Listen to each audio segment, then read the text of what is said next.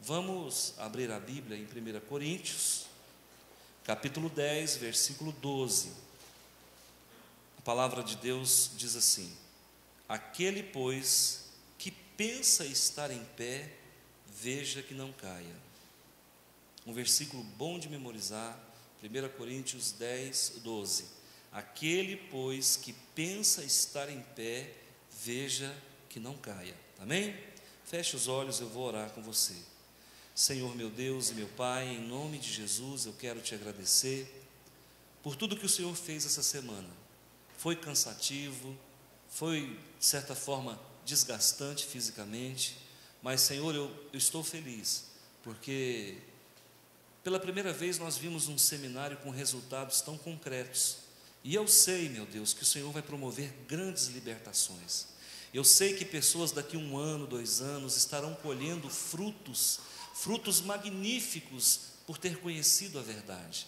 Obrigado, meu Deus, por ter me dado a coragem de pela primeira vez falar de um assunto que eu sempre tive vontade e a vida inteira eu me esquivei, mas agora o Senhor me dá essa direção. Guarda-nos de toda perseguição, porque eu sei que perseguições virão. O Senhor nos proteja, porque essa igreja a partir de agora vai crescer de uma forma diferenciada até, e isso gera, meu Deus, em algumas mentes, algumas incompreensões, e eu já oro, Senhor, liberando todo o perdão, porventura a quem que nos julgar de forma errada e nos interpretar de forma errada. Guarda a sua igreja, protege a sua igreja com a sua mão de poder, e nos dá a tua proteção hoje e sempre. Amém. Aquele que está em pé, cuide para que não caia. Eu vou falar sobre cristianismo decidido. No mundo como hoje, o que nós vemos é muito relativismo. Vocês concordam comigo? O mundo que nós estamos vivendo é um mundo relativizado? Sim ou não? Onde está a verdade? Eu não sei. Difícil, não é? A igreja X fala que tem a verdade, a igreja Y fala que tem a verdade.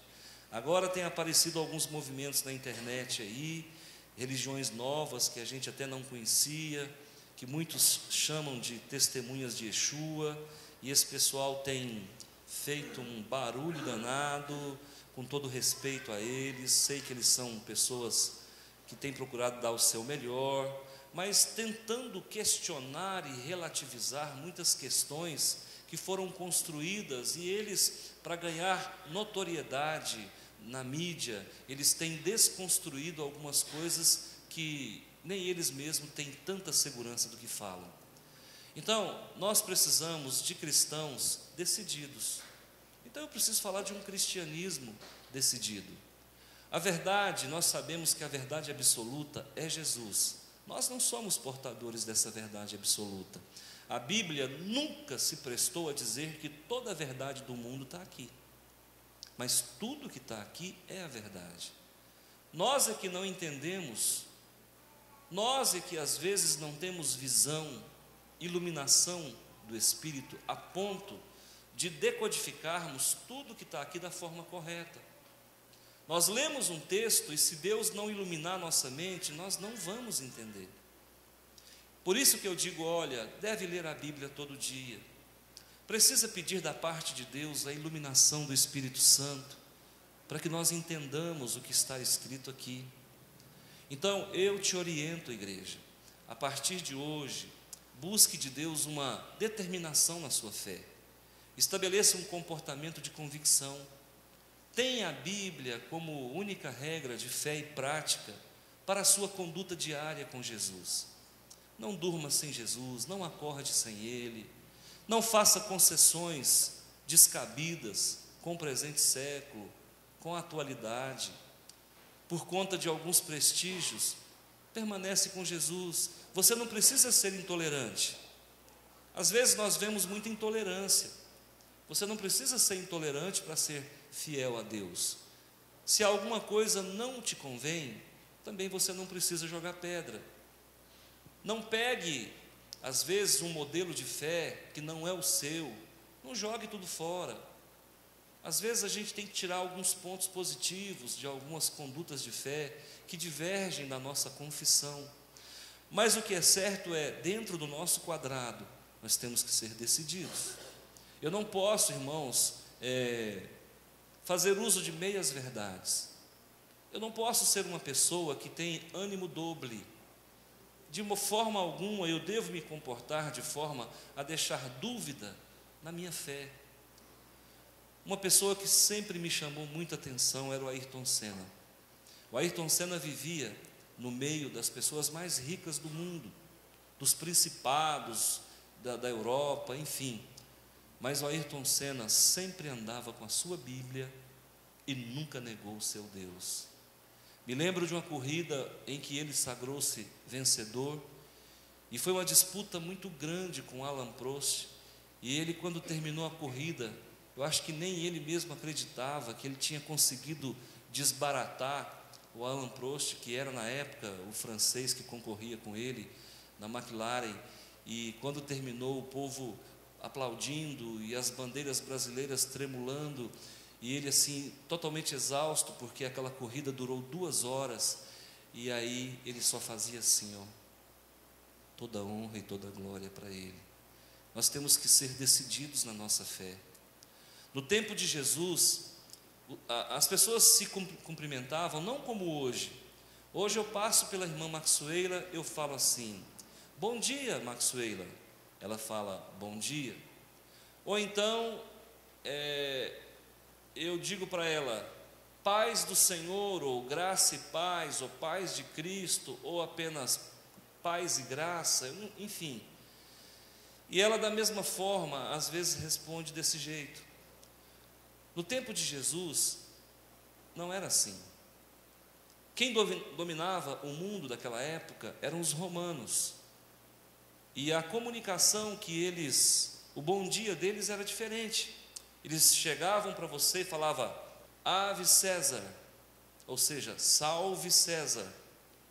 E as pessoas tinham que dizer da mesma forma, Ave César. Acontece que os cristãos, eles eram decididos naquela época.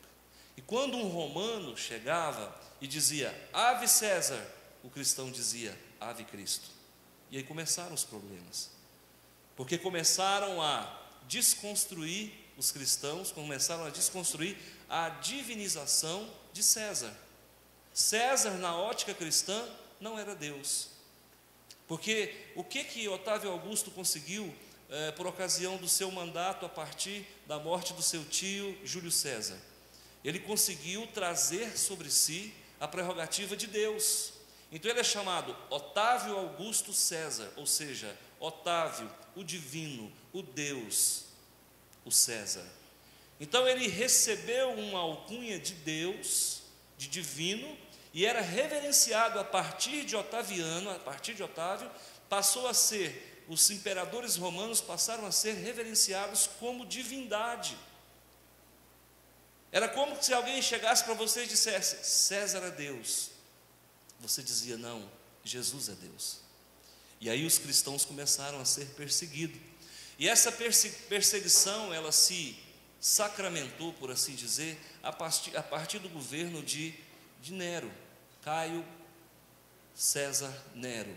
A partir de Nero, na década de 60 depois de Cristo, os cristãos começaram a ser totalmente perseguidos, taxados como bandoleiros, quando César colocou fogo em Roma e jogou a culpa nos cristãos. De lá para cá, os cristãos nunca mais tiveram paz. Todos os apóstolos, com exceção de João, que morreu ali exilado na ilha de Patmos, todos os apóstolos foram perseguidos e foram mortos. Sabe por quê? Porque eles tinham coragem. Os nossos pais na fé, Policarpo, Orígenes e tantos outros, eles foram martirizados. Por quê? Porque eles não negavam o seu Deus, não negavam o seu Jesus. E hoje o que nós vemos? Os Judas continuam nos dias de hoje dentro do cristianismo. Os Pedros não convertidos continuam dentro do cristianismo nos dias de hoje. pessoas que negam Jesus, pessoas que traem Jesus, pessoas como Tomé que duvidam da palavra de Deus, pessoas como Filipe que são extremamente preconceituosas dentro do Evangelho, às vezes tem preconceito com o católico, tem preconceito com o espírita, tem preconceito com o pecador, seja lá qual for, e nós, irmãos, não estamos aqui para isso. Eu posso até ser contra uma doutrina católica, mas eu não posso ser contra um católico. Eu posso até ser contra uma doutrina de Allan Kardec, mas eu não posso ser contra o espírita, porque amanhã o espírita pode estar de braços dados comigo, porque também pode aceitar Jesus. As pessoas trocam de lado. Então, nós precisamos de um cristianismo decidido, e um cristianismo decidido passa pelo amor de Deus. Paulo diz que o maior dom é o amor. Falta amor no nosso meio? Se falta, precisa decidir sobre isso. A Bíblia diz que aquele que está em pé, cuide para que não caia. Por quê? O cair é do homem, o levantar é de Deus. Sabe por que nós nos mantemos de pé? Porque Jesus nos segura. O levantar é de Deus, então significa que você não para em pé se Jesus não der a mão para você. Se você soltar das mãos de Jesus, você vai fazer bobagem. Quantos de nós, irmãos, pegamos o nosso filhinho, quem tem filho criança sabe, você vai com ele numa feira, ele não quer andar de mão dada com você não, ele solta a sua mão e sai correndo no meio do povo. Você já imaginou que confusão que vai virar? Até você juntar esse menino de novo. E nós fazemos assim também. Jesus quer pegar nas nossas mãos, quer andar conosco de braços dados, e muitas vezes nós fazemos igual a criança birrenta, empurra a mão dele e sai correndo no meio do povo. Não, isso não é cristianismo. Cristianismo é estar debaixo da graça. Cristianismo é estar obedecendo a Jesus o dia inteiro, a noite inteira, a semana inteira, o ano inteiro. Vocês já pensaram que daqui a pouco nós vamos finalizar esse ano? E aí eu vou te fazer uma pergunta lá no final do ano: como foi o seu ano?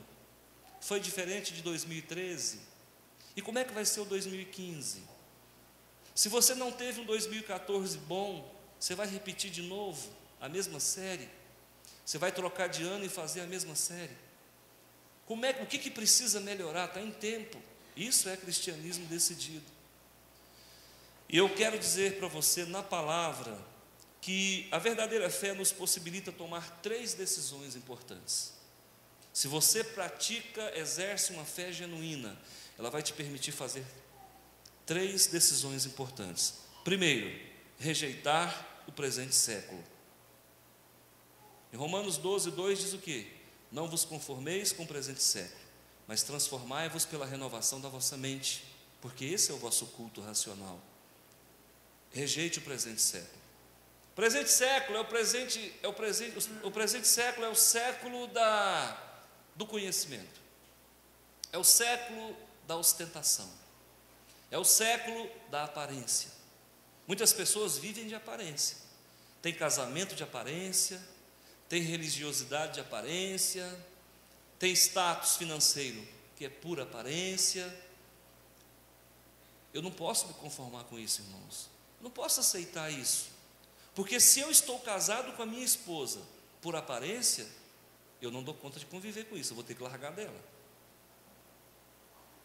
Se eu estou fazendo algo para mostrar para alguém que eu estou fazendo, eu não tenho condições de me manter numa situação dela, eu tenho que acabar com isso.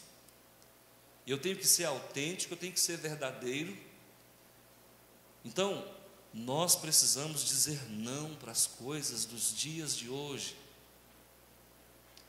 Muita gente tem Facebook, não é porque faz uso dele, é porque está na moda ter Facebook.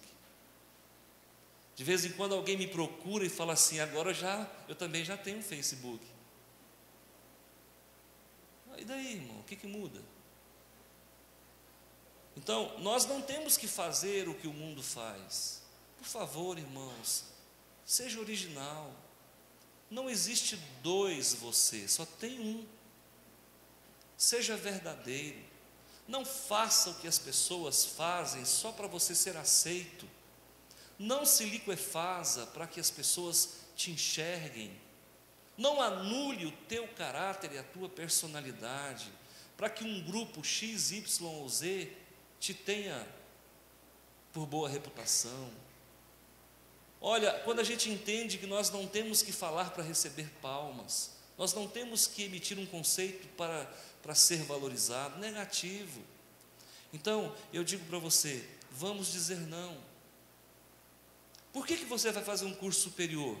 Não, porque está na moda ser médico. É porque está na moda ser médico? É porque está na moda vestir de branco? Ou é porque o nosso país está precisando de gente para cuidar de doente? Tem muitas pessoas que fazem medicina para vestir branco.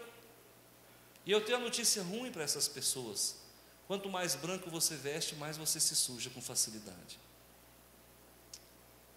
Quanto mais você se evidencia, mais você coloca a sua cabeça a prêmio. Segunda decisão importante para aqueles que praticam o evangelho decidido: rejeite o conselho dos ímpios. Bem-aventurado o homem que não anda no conselho dos ímpios, não se detém no caminho dos pecadores, não se assenta na roda dos escarnecedores. Antes o seu prazer está na lei do Senhor, na sua lei medita de dia e de noite. Os ímpios não prevalecerão no juízo, e os pecadores não se assentarão na presença do Senhor. Então eu quero dizer para você, rejeite o conselho do ímpio. O ímpio vai te dar uma orientação perversa. O ímpio vai falar para você fazer coisas que você não deve fazer. Há alguns anos atrás, eu consegui desbaratar uma trama que se fez contra mim. E talvez eu vou partir dessa vida para outra, nunca vou descobrir quem fez. Abriram uma empresa no meu nome, deixaram para mim uma dívida que era impagável. Hoje, nos dias de hoje, se fosse trazer para os dias de hoje, seria R$1 milhão.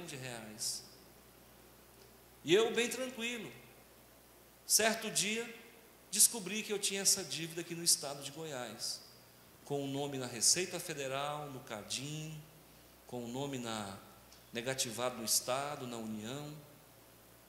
E aí, foram 7 anos para conseguir provar que não foi eu, foram 14 anos, aliás, para conseguir provar que não foi eu que fiz aquela dívida. E aí alguém que se dizia homem de Deus, quando eu consegui provar que não era eu, alguém que se dizia homem de Deus falou assim: processa o Estado. Uma das pessoas que fizeram a minha defesa falou: olha, Antônio, nós temos condições de arrancar, naquela época, R$500 mil do Estado. Dá vontade, não dá, irmãos? E eu tinha tudo para fazer isso. Eu disse não para o homem de Deus, eu disse não para o advogado. Sabe por quê? Porque Deus permitiu eu passar por isso, e Ele vai me honrar e tem me honrado, e eu nunca precisei de dinheiro de indenização para ser o que eu sou.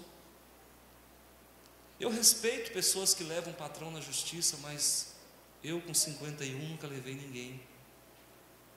Me lembro que quando eu trabalhei, na primeira empresa, quando eu cheguei em Rio Verde, trabalhei 10 meses nessa empresa, o patrão me mandou embora.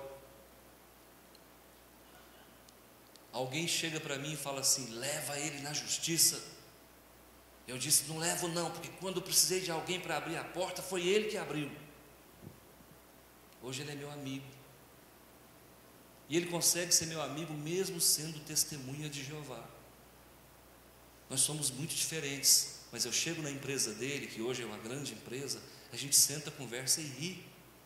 Se eu tivesse, há 25 anos atrás, há 29 anos atrás, levado ele na justiça, eu teria gastado dinheiro em 2 meses e não tinha resolvido o meu problema e teria perdido um amigo. Eu vejo pessoas levando, aconselhando, recebendo conselhos indevidos. Eu estava na minha papelaria, um advogado chegou e falou: o senhor tem carro? Eu falei: tenho 2. O senhor paga a parcela? Eu falei: dos 2. Quanto o senhor paga? Eu falei: tanto. Ele falou: reduzo pela metade. Eu falei: será que é mágico? Será que ele faz uma oração? O que ele faz? Eu falei: qual que é o critério? Dá uma de bobo, né? Eu falei: como é que se faz para reduzir? Ele falou: é muito simples, você vai lá no meu escritório, eu vou fazer uma petição, não sei bem como é que é o negócio, e vou protocolar, e o juiz vai te dar ganho de causa, a sua parcela. O que eu pensei? Falei: bom, primeiro, eu estou dando conta de pagar. Se eu não estivesse dando conta de pagar, eu até talvez faria isso. Segundo, eu concordei com o juro que o banco estabeleceu para mim. Terceiro, não vou ter paz. Esse negócio vai ficar me acusando o resto da minha vida. Eu falei: não, eu agradeço. Ele falou: mas rapaz, você vai perder essa oportunidade? Eu falei: vou perder essa oportunidade. Perdi a oportunidade e graças a Deus, depois disso já comprei 6 carros e nunca me faltou condições para isso. Amém, irmãos? Diga não para o conselho do ímpio. E o ímpio vai falar coisas que a gente quer ouvir. O maligno vai dar conselhos que dá coceira no ouvido. Rapaz, pega essa mulher sua de 40, troca por 2 de 20. Esse é o conselho do mundo. Mas se esquece que aquela de 40 foi a que passou os momentos mais difíceis da vida dele com ele. Foi aquela que lavou durante 40 anos a roupa dele, até a roupa íntima. Se esquece que aquela de 40 é a mãe dos filhos dele. Ela pode não estar tão túrgida, ela pode não estar, mas é a mulher da vida dele, é a mulher que Deus abençoou aquele casamento. Nós não podemos fazer isso, irmãos. Então diga não para o conselho do ímpio. E para finalizar, rejeite as fábulas profanas. Lá em 1 Timóteo fala sobre isso, 4:7. Rejeita as fábulas profanas. Dentro de igreja tem muitas fábulas. Mesmo dentro do lugar onde a verdade deveria reinar, nós vamos encontrar teologias doentes, adoecidas, teologias que vão complicar a tua espiritualidade, que vai te afastar de Deus e que vai negar o teu Jesus. Diga não. Se você entrar numa igreja, não ouvir falar o nome de Jesus, nunca mais volte nela. Se você entrar numa igreja, não ouvir falar contra o pecado, nunca mais volte nessa igreja. Se você entrar numa igreja e ver que o seu líder fala uma coisa e faz outra, não volte mais nessa igreja. Quando você começar a congregar numa igreja onde não se prega que Jesus vai voltar, por favor, também não volte mais ali. É cego guiando cego. A Bíblia diz que quando cego guia cego, ambos caem no buraco. Existem pessoas que estão indo para o inferno e levando multidões com eles. É o que disse Jesus para os fariseus: vocês nem vão para o céu e nem deixem os outros que estão com vocês irem também. Não deixe amordaçar a tua boca, não deixe colocar tapeira nos teus olhos. Irmão, a verdade, ela alimenta. Se você sai de uma pregação como essa e você não sentiu que Deus falou contigo, por favor, fique atento, tem alguma coisa errada, ou com você ou comigo, ou com o conjunto em si. Você precisa sair daqui sabendo exatamente o que foi que eu falei. Eu falei que você precisa ser um crente decidido. Eu estou dizendo que você precisa assumir uma postura que te promova diante do Senhor. E que você não pode fazer conexão com esse mundo caído, bestial, babilônico. Você não pode, em hipótese alguma, em momento algum, você pode ouvir pessoas que são menos espirituais do que você. Aqui na igreja eu gosto de ouvir gente que ora. Eu tenho irmãos aqui que eu tenho condições de sentar e ouvi-los, porque eu sei que eles oram. E eles não vão me dar um mau conselho. Então nós precisamos nos vincular a pessoas ungidas, pessoas que têm representatividade diante do Senhor. E quando te ensinarem algo que não está na Bíblia, você diz: olha, isso aí não está na Bíblia. Eu durante muito tempo, irmãos, eu sempre soube que Papai Noel não existe. E eu sempre soube que há uma vinculação de Papai Noel com São Nicolau. Eu sempre soube que Papai Noel é uma estratégia para comércio. Quem ressuscitou o Papai Noel foi a Coca-Cola. Todo mundo sabe disso. Agora, eu durante muito tempo, irmãos, permiti que os meus filhos tivessem contato com essa fábula. Hoje eu me arrependo de ter feito isso. Hoje eu me arrependo porque eu não chamei meus filhos e disse para eles: olha, Papai Noel não existe, é tudo mentira, e eu tenho condições de dar presente para você sem precisar dele. E eu tenho condições de fazer você ser feliz no final do ano sem ter que me vincular com uma fantasia pagã. Eu muitas vezes deixei meus filhos, muitas vezes não, algumas vezes, dançar quadrilha ou participar de festa junina. E hoje, se eu pudesse voltar atrás, eu não deixaria. É fábula profana, é mentira. Festa junina tem uma origem pagã. E nós não podemos paganizar os nossos filhos. Durante muito tempo, deixei meus filhos assistir desenhos da Disney. Que dia foi que você me viu falando isso aqui? Você nunca viu, irmãos, porque eu não fico fazendo auê em cima de coisas podres. Mas hoje eu digo para você, não faça como eu fiz no passado, de tolerar esses desenhos da Disney. Nós íamos trabalhar e deixávamos nossos filhos assistindo o Sítio do Pica-Pau Amarelo, Castelo Rá-Tim-Bum e outros desenhos da Disney, Branca de Neve e tantos outros. Irmãos, isso tem mensagens subliminares, são fábulas profanas. Diga não, não deixe o teu filho nas mãos dessas coisas. Quer realmente que o teu filho participe? Existem desenhos cristãos, existem programações sadias. Eu digo para você, se eu voltasse no tempo, irmãos, eu reescreveria a minha história, porque evangelho decidido é isso. Pena que quando a gente se posiciona, nós já estamos de meio-dia para tarde. Mas mesmo assim Deus nos ama, mesmo assim Ele nos perdoa. Você que é pai, inculque no seu filho a palavra de Deus. Ensina para o teu filho o caminho que ele deve andar. Quando ele crescer, ele não vai se envolver com droga. Ele não vai fazer sexo antes do casamento.